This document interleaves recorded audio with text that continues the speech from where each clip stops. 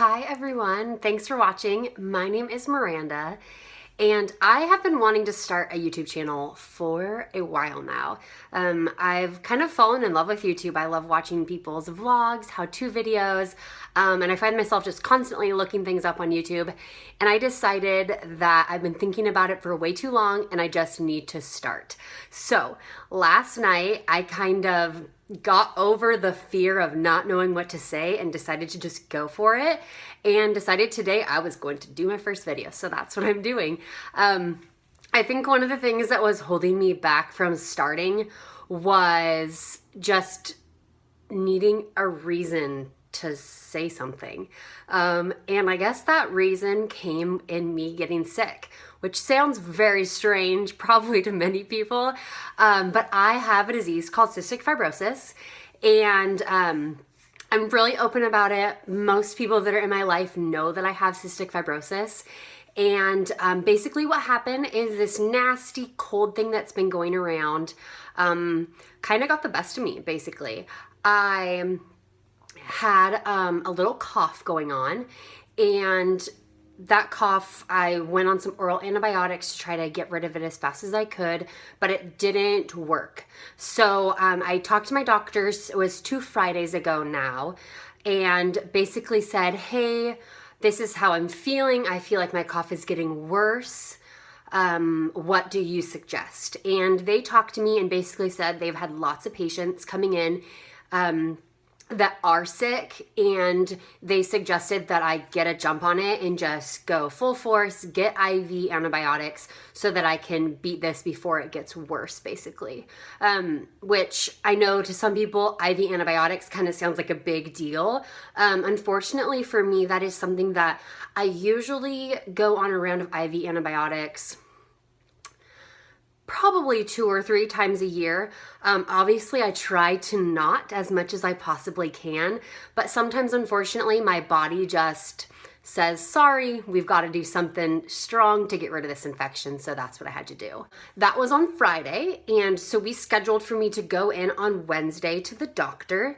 And I go to University of Washington Medical Center in Seattle. I have a great team of cystic fibrosis doctors and other like lung specialty doctors that I see down there, which are fantastic. I love them. I feel like they advocate for me, and I just work very well with them, which I'm very, very thankful for.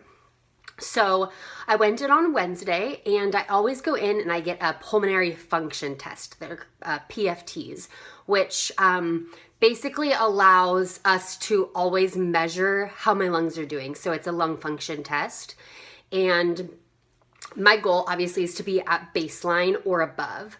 And if I'm not, then that means something's going on. So I'm fighting something, my lungs are angry for whatever reason, but that is what that means. So I went in and I did my pulmonary function test, and I actually this time, which usually I would just go to my clinic and we would do it right there. But this time I'm getting enrolled in a research study at the same time, which is kind of cool. It's super low key. The only requirement was really that you're getting IV antibiotics, which I was. So I always like to participate in research as much as I can. So I actually went to the research floor and I got my PFTs taken there. Now, I've done this many times, and when I did my PFTs this time, I had a hard time. You have to breathe in, basically fill your lungs as full as you can, and then blow out as fast as you can, and it gives you these numbers at the end. And they were actually the lowest they have ever been, which obviously, you know, it's not a good thing. So I was very surprised, and I actually texted my husband, Russell, and was like, hey, like my lung functions are the lowest they've ever been. And he was super surprised as well, which sometimes he's like, yeah, I expected it, because he's the one that listens to me cough all night. But this time he was surprised. We had actually just hiked Lake 22 the Sunday. Yeah, I was in there Wednesday, and it was the Sunday before that. And I mean, we're not hikers. Like, it was one of our first hikes we have done in a very, very long time. And it wasn't easy. Like, it wasn't a hard hike, but there was tons of snow, which we weren't expecting. It was I mean, you're going up a mountain up until you get to this lake. And he said, like, you kept up just fine. Like, we both were tired, but I mean, going up in snow will get you out of breath no matter what. And so anyway, we were surprised by my lung functions being so low, which is okay. But that just means I need to work even harder to get them back up to baseline. So I was very happy that I had decided to come get PFTs and do the IV antibiotics, because I think that when my lung function is that low, that's really going to benefit me. So I did my PFTs, and then I went to the floor where they put PICC lines in. So it's considered like, it's an outpatient procedure, but you go in like you're going to be going into a hospital room to stay, but it's just for the day. So I went in there. Usually my mom comes with.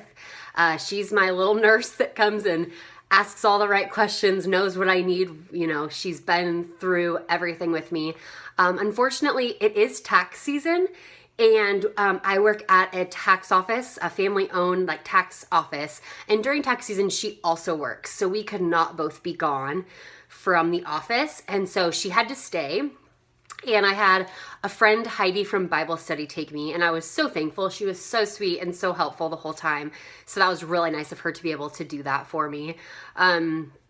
So she came with me, so we got all settled in the room. I got my PICC line placed. For those of you who don't know what a PICC line is, I don't know all the technical stuff, you know. Basically, it is a line that goes in my arm, and I can I'll show you guys here, but I'll give you a warning before I do that, because some people get really grossed out of that kind of stuff.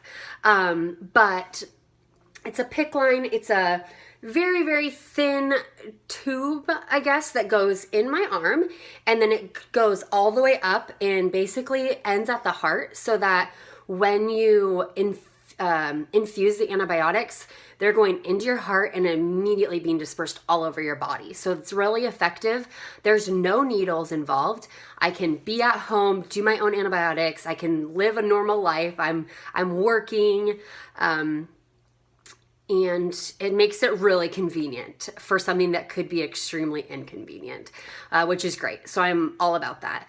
I'll show you guys here. So warning, I'm going to show a PICC line. There's no blood, nothing like that. But some people, if you get queasy about medical devices, I guess, you probably won't want to look at this. So it's in my right arm. I have not had a PICC line in my left arm since I went to Children's, because they had difficulty putting it in, basically. So this is my 8th PICC line in my right arm.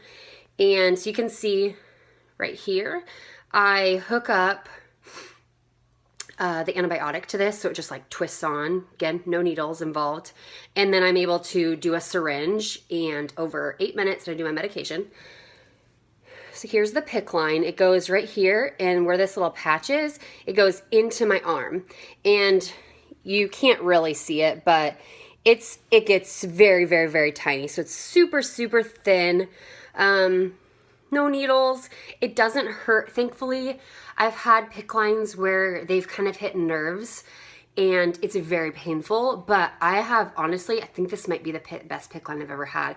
Full range of motion. Like, I work in an office, and so we're constantly, I know this sounds silly, like, oh, you're lifting files. Well, with a PICC line, lifting like big fat files actually can start to hurt after a while, but I haven't had any problems. So I'm very, very, very thankful for that. My husband is an awesome help. And he has been even more this time, which I'm so thankful for, but I've actually been able to like do the dishes, do laundry, whereas sometimes I've been in so much pain from my PICC lines that I've had to like sit on a couch and hold my arm, because the more I moved it, it was just like excruciating pain. So I'm very thankful this time around. The PICC line is feeling great, which is awesome. So I got my PICC line. I was able to leave. Heidi took me to lunch, which was great. We walked around Pottery Barn and gazed on things that we wanted but weren't going to get. And then came home, and fair warning, that's the first of many coughs, just saying. And came home, was able to relax. I did take Thursday off of work which was nice, a good, much needed relax time. When I do have these lung infections, I start to get pretty exhausted. Basically, I mean, if you think about it, you're a normal, whatever you want to consider normal person's lungs are generally functioning at 95, 100, 110%. If you were to do these lung function tests, mine this time around, I don't remember the percentage when we're talking like, 0 to 100%. I don't remember that number because that's not what we focus on. We focus on an FEV1 number, which I don't expect anyone to really understand. But I mean, I think that my lungs, I'm going to guess, this could be very wrong, but I'm going to guess it's about 65%. So if you compare just like everyday breathing, I mean, you don't notice that you're breathing, but even now, like I'm not focused per se on my breathing, but I do get tired when my lung function is low like that and they're not functioning as high as they should be. I can tell. So it's just exhausting. You're sick. Everyone knows what it's like to be sick. It's not fun. That itself makes you tired. And then with the lung function being down, that's just adding to it. So it was nice to have a day of relaxing. And it was great. I stayed home. I was able to do my medicine. And I had a home nurse. So during this process, I do all my antibiotics on my own. But I do have home care come.